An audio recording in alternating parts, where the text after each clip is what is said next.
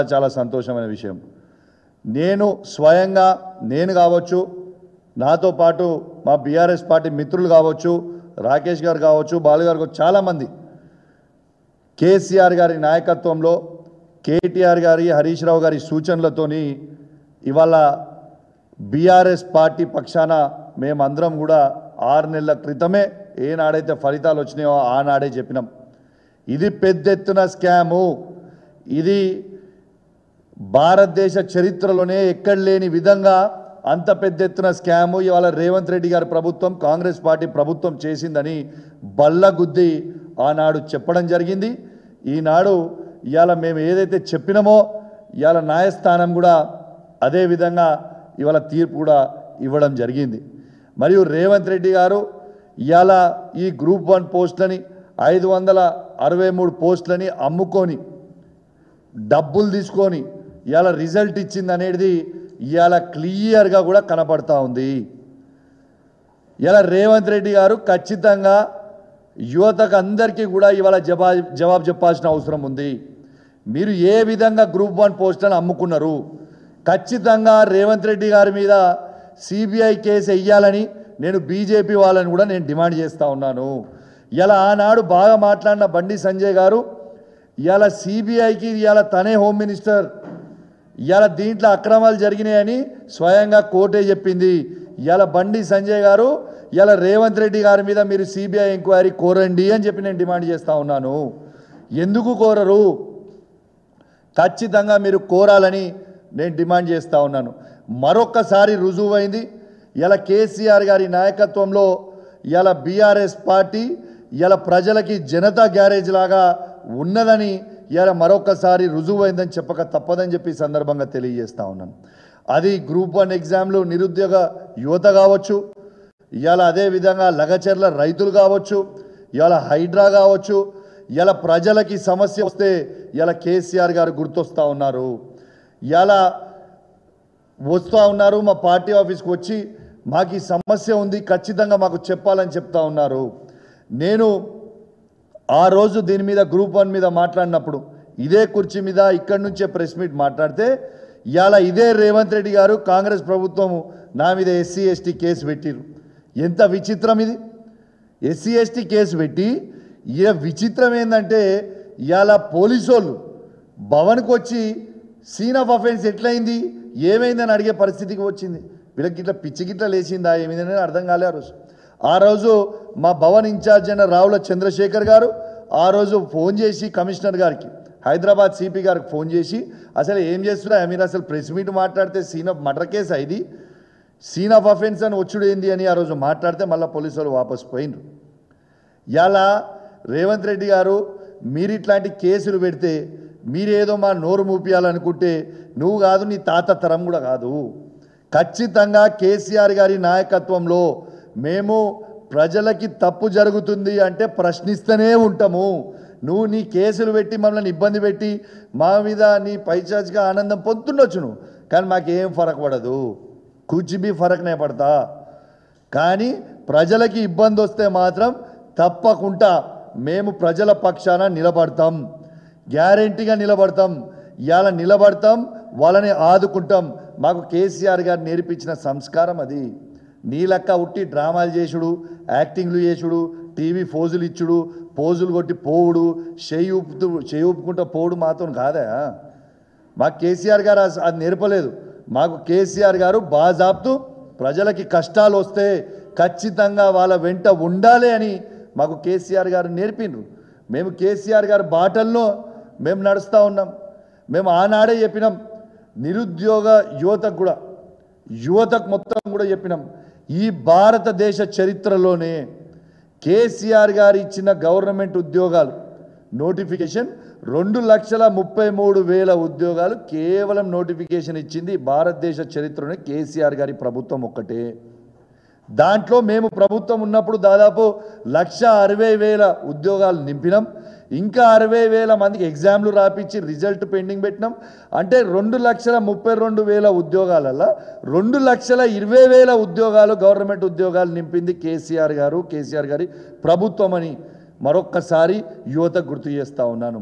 అదేవిధంగా కేటీఆర్ గారు కేసీఆర్ గారి నాయకత్వంలో కేటీఆర్ గారు కూడా ప్రైవేట్ ఉద్యోగాలు ఈ తెలంగాణ రాష్ట్రంలో బెంగళూరుని కర్ణాటకని దాటేసి 10 లక్షల ఉద్యోగాలు ఇవాళ ఇచ్చింది కేసీఆర్ గారు అనేది కూడా ప్రైవేట్ ఉద్యోగాలు అనేది కూడా మీ అందరు కూడా గుర్తుపెట్టుకోవాలా.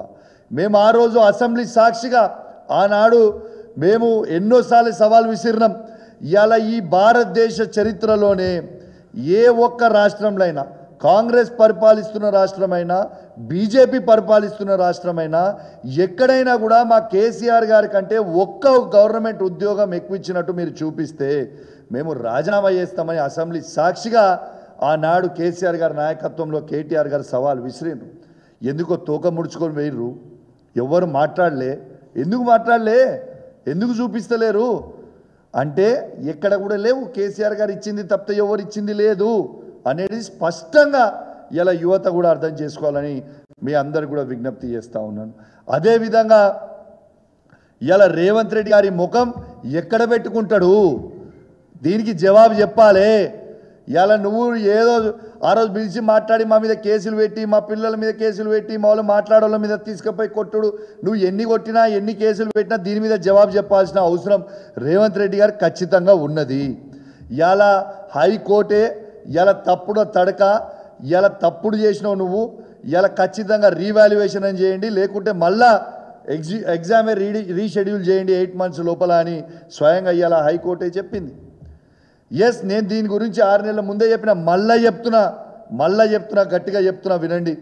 ఇలా రేవంత్ రెడ్డి గారు కాంగ్రెస్ ప్రభుత్వం బరాబర్ Group 1 పోస్టులు అన్నీ కూడా అమ్ముకున్నది. వాళ్ళ దగ్గర డబ్బులు తీసుకున్నారు. రేవంత్ రెడ్డి గారు సీఎంఓ ఆఫీసే ఇలా డబ్బులు తీసుకొని వాళ్ళకి పోస్టులు ఇచ్చిండ్రు. దీనికి ఇంకొక ఉదాహరణ కూడా చెప్తా మీకు, ఎందుకు ఇంత ఖచ్చితంగా చెప్తున్నా అనేది మళ్ళొక్కసారి గుర్తు చేస్తా. కేసీఆర్ గారు Group 1 నోటిఫికేషన్ వేసిన రోజు 503 పోస్టులకు వేసి Group 1 నోటిఫికేషన్ వేసిన తర్వాత అదే కంటిన్యూ చేస్తే బాగుండు, కానీ వీళ్ళ అతి కకృతి కదా. దాంతో ఏం చేసిండు, దాన్ని 50 పోస్టులు వేయించి 563 అని పోస్టులు పెట్టి మళ్ళీ ఫ్రెష్గా అప్లికేషన్ పెట్టుకోవచ్చు, ఎవరు పడితే వాళ్ళు మళ్ళీ ఫ్రెష్గా రాయొచ్చు అనేది పెట్టి ఇలా పోస్టులు అమ్ముకున్న చరిత్ర ఇలా ఓటు నోటు దొంగ అయిన రేవంత్ రెడ్డిదే మరొకసారి అడ్డంగా దొరికిపోయిండు. ఇలా 563 మంది పోస్టులు కూడా ఇలా రేవంత్ రెడ్డి గారు లక్షలాది రూపాయలకు అమ్ముకున్నాడు.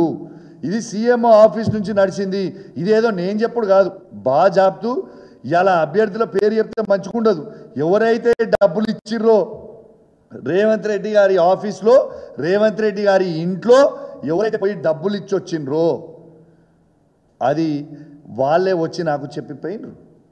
అన్నా నా దగ్గర డబ్బులు తీసుకుర్రు, ఇలా పొద్దున్న నుంచి అదే ఫోన్, ఇలా నా దగ్గర డబ్బులు తీసుకొని మా పోస్ట్ ఇచ్చిర్రు, మరి మా ఇవాళ రద్దు అయిపోయినాయి, మా పరిస్థితి ఎట్లా అన్నా అని అడిగారు. రేవంత్ రెడ్డి గారు ఓటు నోటు దొంగ. ఎట్లయితే రేవంత్ రెడ్డి గారు ఓటు నోటు దాంట్లో అడ్డంగా రెడ్ హ్యాండెడ్గా దొంగలక్క దొరికిపోయిండో, ఇలా Group 1 ఎగ్జామ్లు అమ్ముకున్న దాంట్లో కూడా అడ్డంగా దొరికిపోయిండు. ఇది ప్రజలందరూ కూడా గమనించాలి. ఇలా మీకు ఒక్కటే చెప్తా ఉన్నాను, ఆనాడు పేపర్ లీక్ అయిందని కేసీఆర్ గారు ఏ రోజైతే ఆనాడు అన్నారో, కేసీఆర్ గారి దృష్టికి వచ్చిందో, కేసీఆర్ గారు స్వయంగా ధైర్యంగా తప్పు జరిగింది మేము రద్దు చేస్తున్నాము అని బాజాబ్తు ధైర్యంగా రద్దు చేసిండు కేసీఆర్ గారు.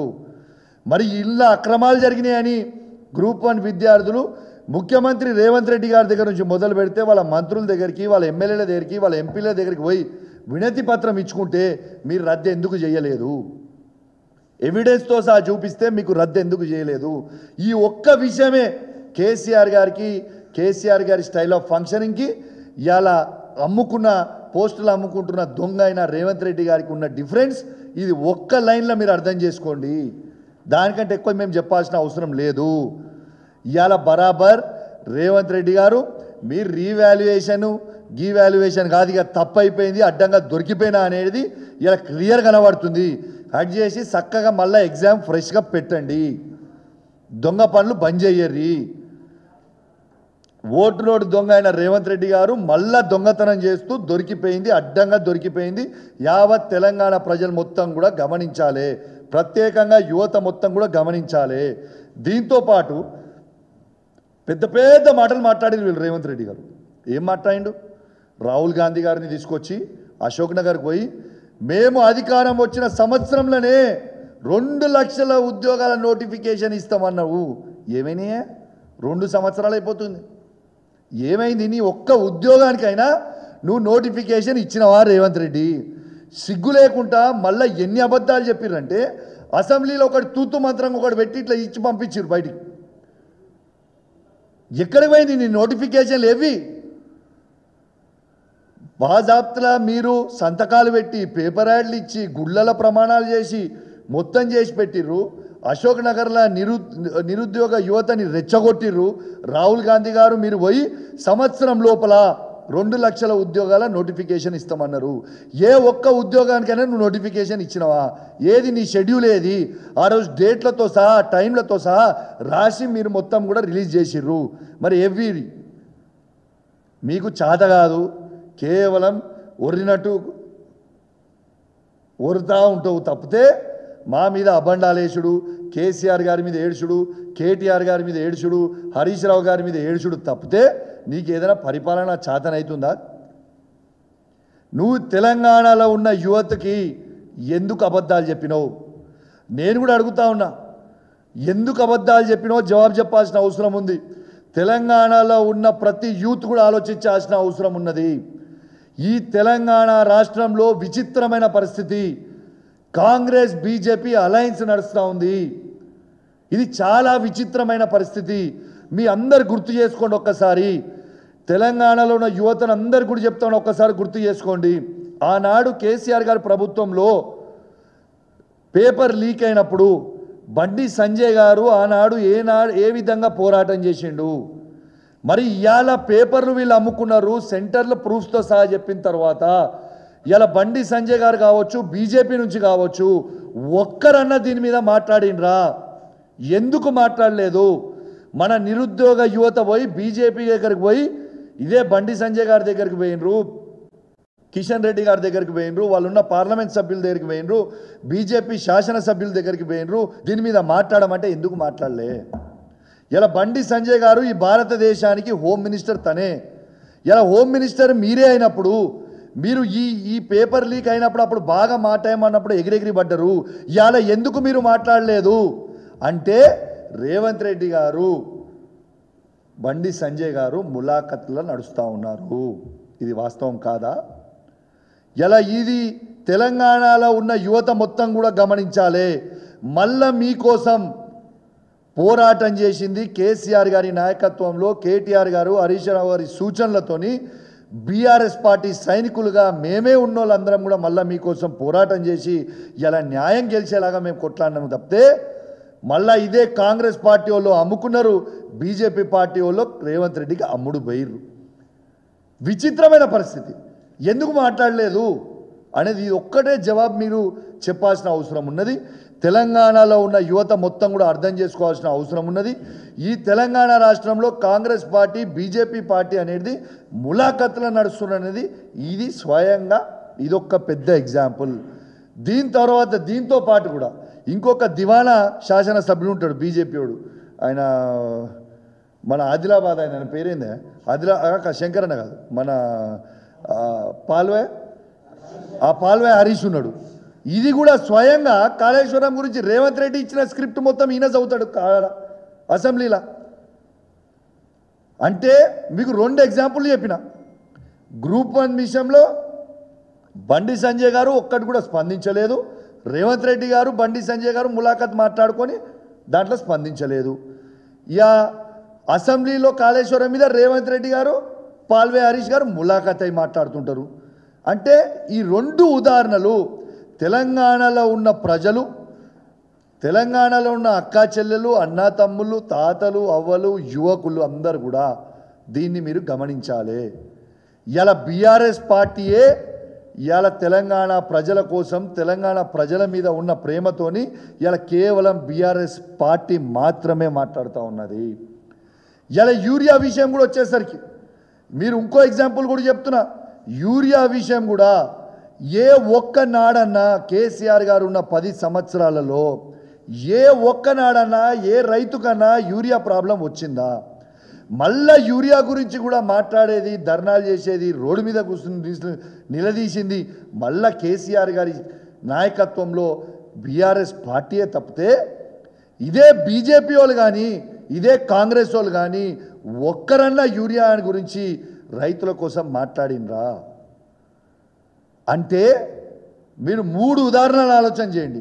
గ్రూప్ 1 దాంట్లో ములాఖతే, కాళేశ్వరం గ్రూప్ 1 దాంట్లో బీజేపీ కాంగ్రెస్ ములాఖతే, కాళేశ్వరం దాంట్లో బీజేపీ కాంగ్రెస్ ములాఖతే, ఆఖరికి రైతులకు ఇచ్చే యూరియా కూడా బీజేపీ కాంగ్రెస్ ములాఖతే.